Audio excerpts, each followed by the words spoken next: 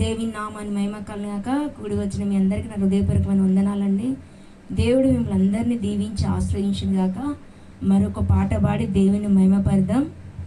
ఇంత గొప్ప అవకాశం ఇచ్చిన యేసయ్యకి మరొకసారి వందనాలు. హల్లెలూయా, హల్లెలూయా. దేవి నామాన్ని మహిమ కలుగాక. ఆమేన్.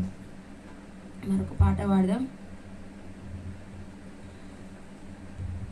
ఎన్ని తలచినా ఏది అడిగినా జరిగేది నీ చిత్తమే ప్రభువా, జరిగేది నీ చిత్తమే.